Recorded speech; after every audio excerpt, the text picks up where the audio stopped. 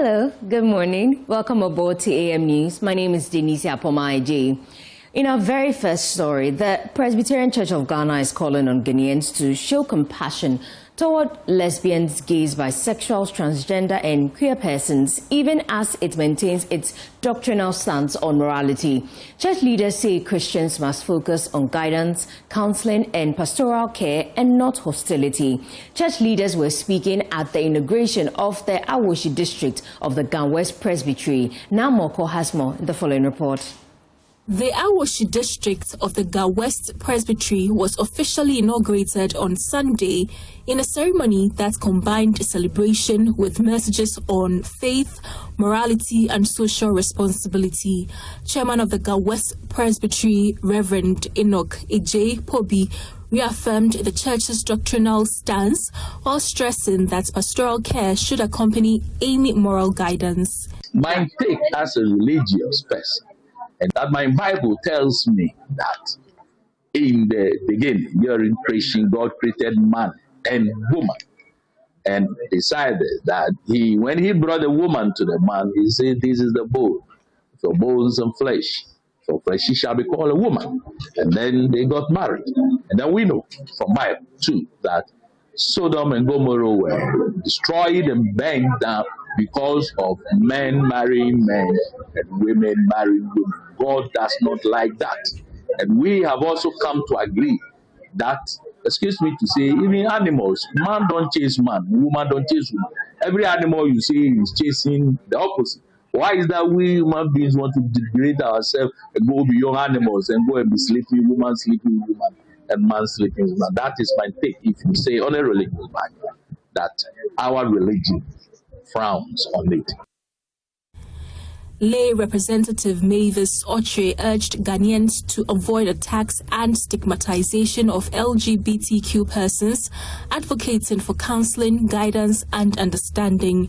She said that restoring moral and social values requires compassion, not condemnation. With or without a law, we should find a way to live in sanity.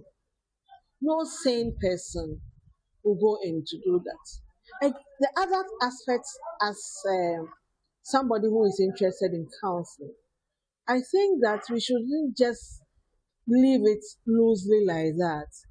Those people might have challenges and they might have very good reason why they want to go into that. And so as Christians, what I would say that we should find a way to make sure we support them and bring them to the right path.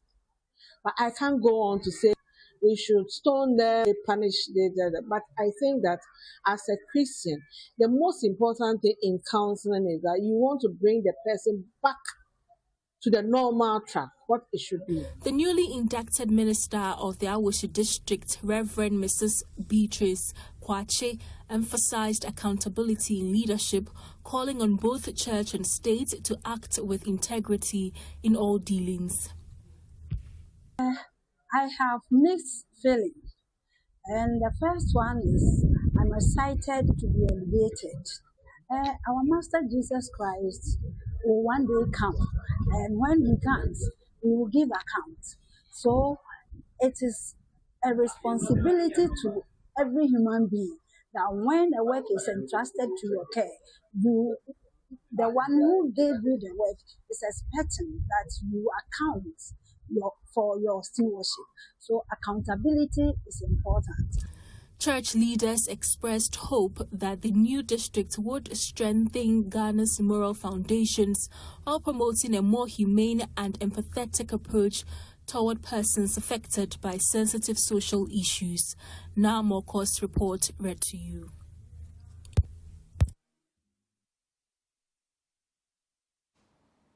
From the church, let's talk about border security. The Ghana Immigration Service is pushing for reforms to strengthen border security and migration management as global migration pressures and transnational crime intensify. At a pivotal meeting with the Minister for the Interior, the Governing Council of the service outlined key challenges affecting efficiency, while government assured of concrete steps to secure Ghana's borders. Details in the following report. The meeting brought together key stakeholders to address pressing issues affecting border security and migration management, with discussions centered on institutional reforms, resource mobilization, and interagency collaboration. Speaking during the meeting, Chairman of the Ghana Immigration Service Governing Council, Reverend Dr. Stephen Wingham, outlined critical gaps that continue to undermine the service's effectiveness. The Ghana Immigration Service, mandated by law, is to issue visas and permits, has yet to fully assume this role at Ghana's diplomatic missions. Ministry of Foreign Affairs and Research Department staff continue to operate this service on behalf of GIS.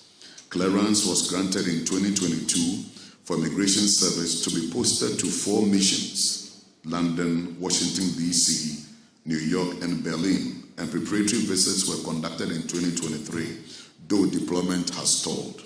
The Interior Minister Muntaka Mohamed Mubarak acknowledged the challenges, particularly the vulnerabilities along Ghana's borders, describing the scale of illegal entry points as a major national security concern. I know we have a huge challenge currently with our brothers and sisters from the sub-region, with the ECOWAS treaty and the free trade, free movement of persons. But the challenge is people are on our streets begging. So obviously, we expect the Ghana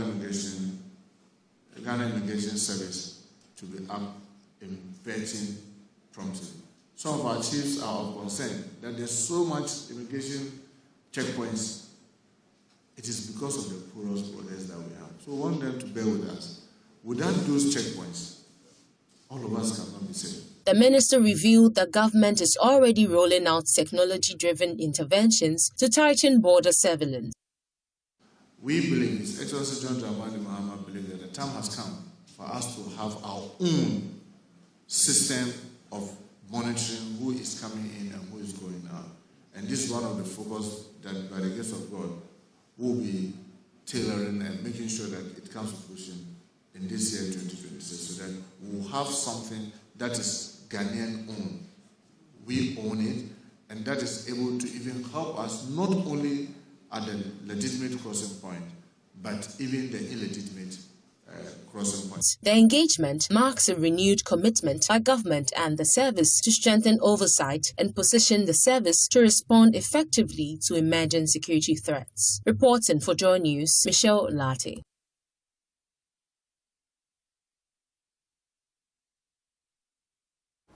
Now, the Aircraft Accident and Incident Investigation and Prevention Bureau, established under Act 1028 to investigate, prevent, regulate and oversee the management of aircraft accidents and incidents that occur in Ghana, has over the past 5 years conclusively investigated 36 aircraft-related accidents in Ghana. Speaking to Joy News during the Bureau's 5th year anniversary, the Acting Commissioner of AIB, John M.K. Mumboti, explained how these investigations are conducted and the outcomes achieved. So far, we covered about 30-something incidents. Before we do investigations, we have what we call occurrences. Once they report the occurrence, we have a classification team.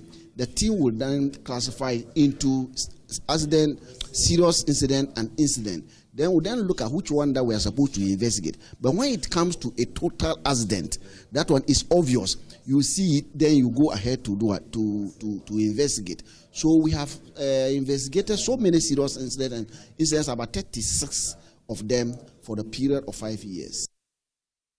And meanwhile, the Deputy Transport Minister, Dorcas Afotofe, emphasized that deliberate steps have been taken to strengthen the investigation of aviation-related accidents in the country.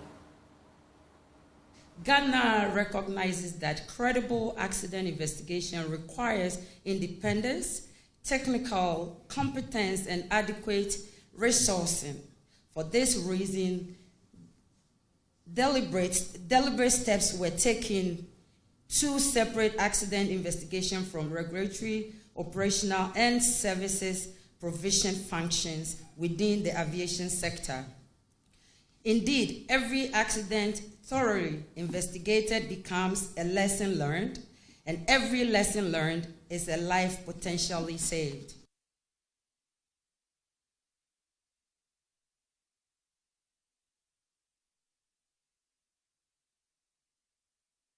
Superintendent of the Cape Coast Metropolitan Hospital, Dr. Vincent Kudo, has appealed to government, corporate organizations and well-meaning individuals to support urgent efforts to improve the hospital's infrastructure.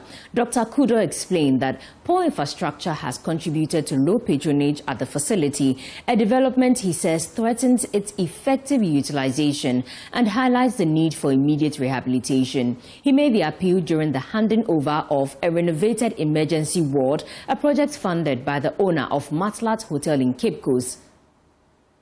Born in the Cape Coast Metropolitan Hospital years ago, Lati Hamilton, owner of Matlat Hotel in Cape Coast, returned to his roots to breathe new life into the hospital, undertaking the renovation of a portion of its emergency ward.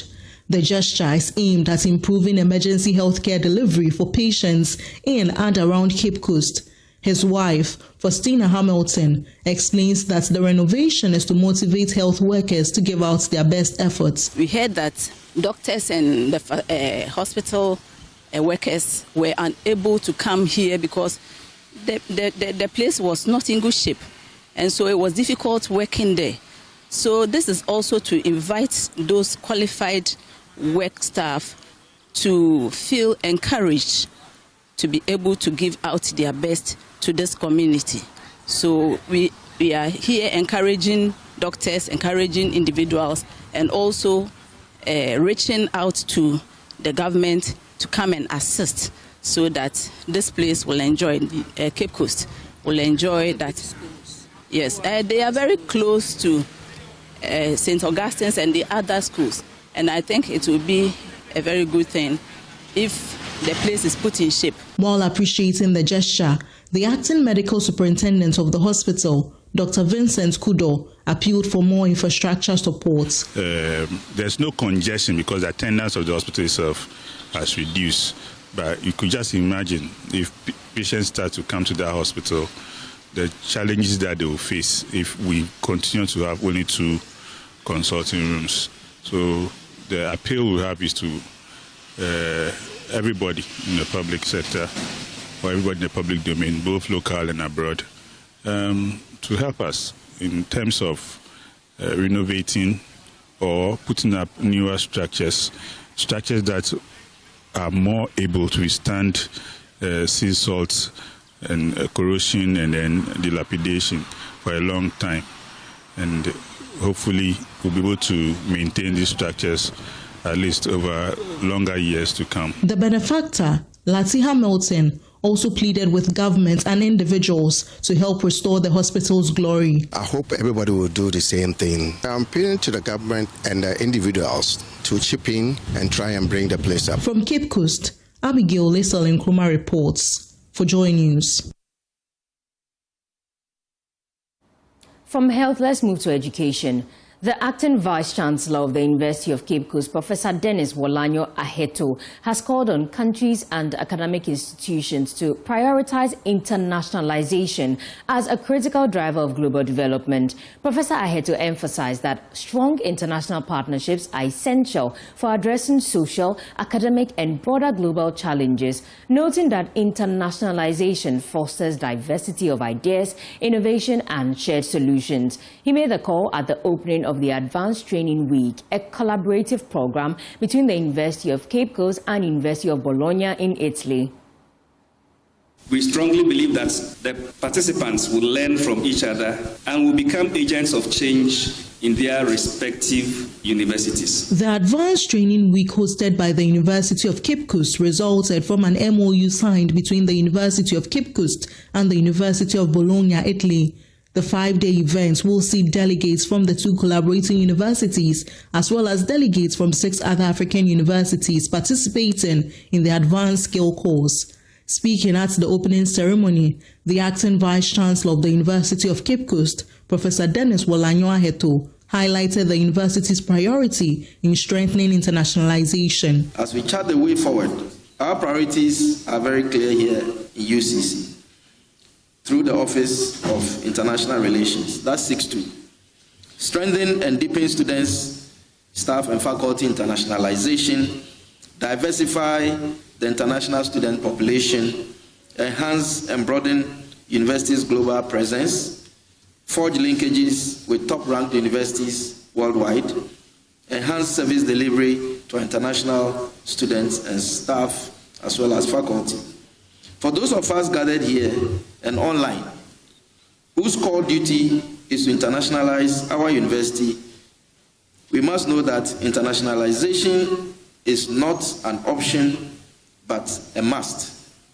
By making internationalization a pillar, higher education shifts from being nationally focused to globally networked. The Rector's Delegate and Professor of African History at the University of Bologna, Italy, Professor Karen Palava, acknowledged the role of universities in ensuring global future developments. I think that the role of universities in Italy, in Europe, and in Africa, and the collaboration, the equitable partnership between Italian universities, European universities, and African universities is critical in this plan and in these policies. We need to be there. We need to bring our knowledge. We need to contribute with the co-creation of knowledge, with the co-design of projects, to be there in the implementation of these development projects.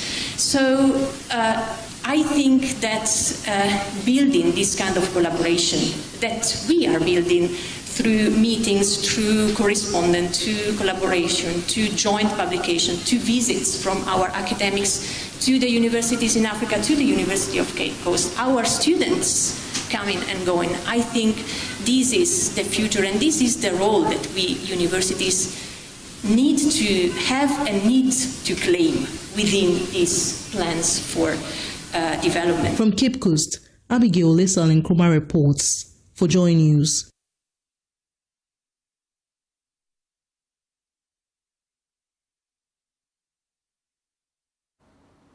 And now we'll bring you some business news. We're talking about the petroleum price floor, and oil marketing companies have also been engaging with the NPA on where to cap or where to put the petroleum prices as to removing the price floor so that oil marketing companies can price. There's more in the following report. It's of essence that the chamber as an industry revisit this topic, no doubt. Some of the concerns that Duncan has raised will be considered, and I believe that the chamber is there for the industry. If you look at our objectives, we are also there to have healthy competition. If you ask me if price undercutting is healthy competition, I would say no, citing the fact that the business commerce of these oil marketing companies are not the same. Yes, I agree to the fact that there are so many oil marketing companies, which for me, I've been advocating that needs to be shrunk to have effective players on the field. You can also argue that this will be one of the ways to get rid of them, but in a case where majority are for it and solving an industry issue, even in a price-regulated market, it helps. Because what's the floor price today? The floor price today, looking at the SREF plus the statutory margins and levies, which are constant. The only factor that fluctuates are the SREF pricing and the margin. We have all OMCs who were forced to price below their average break-even point just because their neighbors were pricing below. All right. Even the floor price, like I said, and that neglected them from paying the statutory levies and even eating into their own margin and making their businesses inappropriate. We can argue about the fact that it is not the regulator's business to make them look positive.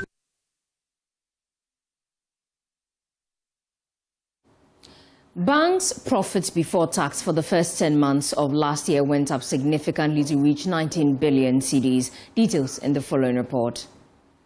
The Bank of Ghana data showed that profit before tax for these commercial banks were up by more than 40% To reach this new level, the data revealed that the spike was influenced by strong growth in all the income lines of these commercial banks, with interest income being a major driver. The data again revealed that growth in interest income attributed to the slowdown in the interest expenses due to lower interbank lending in October 2025 compared to October 2024. Another interesting thing that has come up is that after going through the numbers, it emerged that the cost of these banks were going up. Even though this is not the final number, we are learning that things may not change that much in terms of the profit position that was recorded by most of the banks in the country for last year. Let's now check how the cedi is trading against other currencies in our currency market update.